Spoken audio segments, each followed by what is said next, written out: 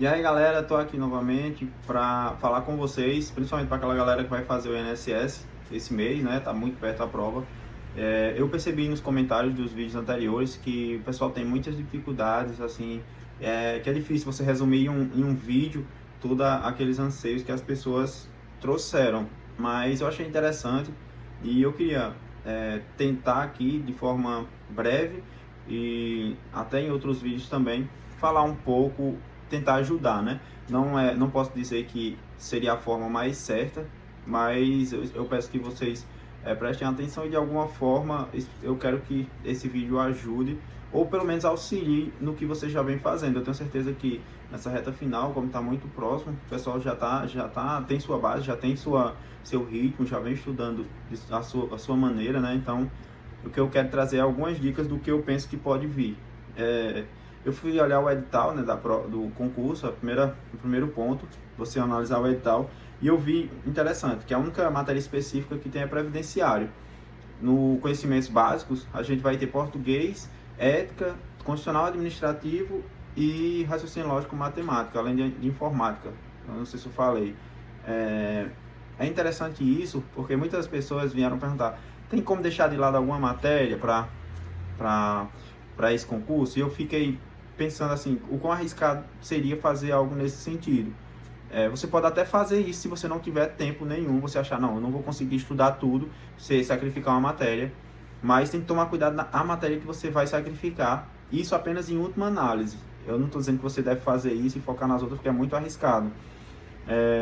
A separação de questões, eu não venho no edital, pelo que eu pude perceber, mas é praxe, assim, do CESP virem 10 questões de português, no mínimo. As outras eu acho que já é uma incógnita, não tem como dizer, mas português, todas as provas é muito difícil, a não ser que ela realmente fuja do padrão. São 10 questões de português. Previdenciário, é possível que, assim como o último concurso, venham umas 60, 70 questões. Então, digamos que se vierem 70 questões de previdenciário, e mais 10 de português, vão sobrar 40 para dividir entre administrativo, constitucional, informática e raciocínio lógico. Então, é um número bem significativo. A gente não sabe como pode vir essa distribuição. É possível que noções de constitucional e administrativo venham realmente com um número maior de questões nessas 40, assim, somem umas 15, ou até mais. É meu palpite, não é certeza. Porque informática, no último, salvo engano, só vieram 5 questões e também não tinha raciocínio lógico matemático, se eu não estiver enganado. Mas é isso. Eu gostaria também de falar um pouco sobre português, o que eu estudaria para português nessa reta final, assim, eu reforçaria, e quais cuidados eu tomaria com essa matéria. Eu vi que muita gente tem dificuldade em português, acha português muito difícil do CESP, principalmente interpretação de texto. É muito difícil você dar um conselho para a pessoa, assim, estude, faça isso que você vai começar a acertar todas as questões de interpretação de texto. Interpretação de texto é meio que uma construção.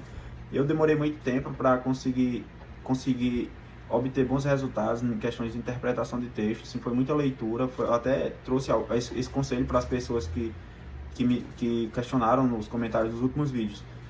Eu daria o conselho, resolver muitas questões, você vai conseguir aprimorar a interpretação de texto resolvendo questões do CESP em específico, se você for fazer o concurso do CESP, enfim, da banca que você vai fazer o concurso. E ler muito, muito, assim, é importante, principalmente notícias. Eu gostava muito de ler notícias em alguns sites, nos principais sites, porque eu lia com um ar, assim, bem ativo mesmo. Eu via alguma palavra, eu já ia destacando, eu ia meio que fazendo uma reflexão durante a leitura. O CESP, eu acho interessante, a interpretação de texto, ela tem duas formas de ser cobrada. Às vezes ela cobra uma questão que você consegue responder só revendo o texto, olhando ali uma parte, ela cola ali na pergunta e você revendo uma parte do texto, você consegue responder, e na outra você realmente vai ter que inferir, ou seja, você vai ter que concluir a partir da leitura do texto o que ele está querendo como resposta. Então, essas são geralmente as duas formas que eles cobram. Uma outra questão de português que eles abordam bastante, é interessante, é a reescritura de textos. Ele bota uma frase e diz, reescrevendo aqui, vai haver prejuízo para correção gramatical? ou então vai haver prejuízo para o sentido do texto, ou então ele vai perguntar, vai haver prejuízo para a correção e para o sentido do texto. Então você tem que tomar muito cuidado nesses termos, porque muitas vezes ele está pedindo só o sentido do texto, e você vê um erro gramatical e você vai e marca lá de uma forma, quando você vai ver a banca bota outro gabarito, você como pode, tinha um erro gramatical, mas ele não queria saber o erro, ele queria saber o sentido. Então é interessante você ter noção disso. E um toque interessante sobre essas questões, se ele pedir os dois, a correção e o sentido, é interessante que você olhe primeiro a correção gramatical, porque é mais fácil você identificar a correção gramatical do que o sentido, né? Se você não conseguir encontrar um erro, aí você vai para a leitura para ver se o sentido se manteve. Um outro tema que sempre cai no CESP, é impossível não cair, é a substituição nesses termos ainda do sentido da frase, né? Por exemplo, ele coloca lá também, aí pergunta se um outro sim tem o mesmo sentido. Aí ele coloca lá na frase e você vai responder certo ou errado nesse sentido. A função do que, a função do ser, isso é muito batido no CESP, assim. Acho que eu nunca fiz uma prova do CESP que não tivesse essas questões. É impressionante, assim, o quanto eles são bem repetitivos. E quando vocês responderem muitas questões do CESP, vocês vão perceber isso.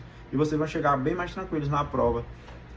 O conselho primordial que eu sempre dou, desde do primeiro vídeo que eu fiz, é resolver questões, porque português, assim, é um mundo, não tem como você querer estudar tudo, pegar uma gramática e achar que vai chegar abafando num concurso desse. Às vezes uma pessoa vai ler uma gramática toda e não vai conseguir responder, e você que só focou em questões e viu como era que a banca cobrava e o que era mais importante para estudar, você acaba tirando uma nota melhor do que aquele que tentou se aprofundar. Então, em suma, essas as dicas que eu quero deixar para vocês. Eu espero que ajude. Se não ficou claro, assim, pode colocar nos comentários, eu posso trazer mais alguma coisa. Talvez eu tenha esquecido algo, mas eu creio que os principais pontos são esses em relação a português em específico. Obrigado. Agradeço mais uma vez quem chegou até aqui, né? Dá um like e segue, curte o canal e vamos pra frente, vai dar certo. A prova tá perto, tenha fé, acredite em você que eu sempre digo, independente de qualquer coisa, você vai sair dessa prova bem maior do que o que você entrou. Tenha fé e acredite no seu potencial e acredite no processo, vai dar certo.